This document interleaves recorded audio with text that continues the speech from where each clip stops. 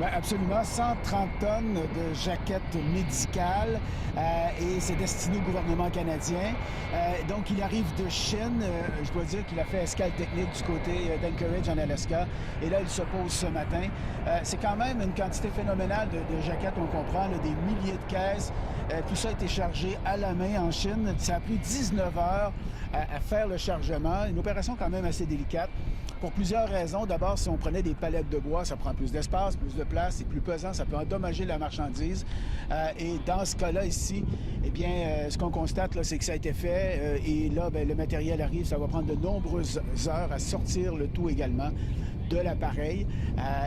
Tout ça, donc, est destiné, comme je le disais tout à l'heure, au gouvernement canadien. C'est un des nombreux vols. Là. Dans ce cas-là, c'est la deuxième fois que le plus gros avion au monde vient depuis la pandémie là, pour amener de la marchandise comme ça. Il y a un autre modèle Antonov un peu plus petit qui était venu.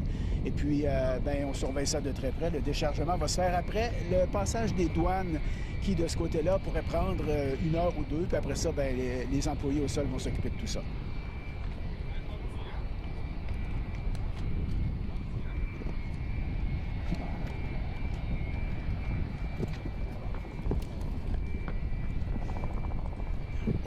C'est parce qu'on est loin, hein, ça fait qu'on entend plus l'autre appareil qui est à côté, là, qui est en attente.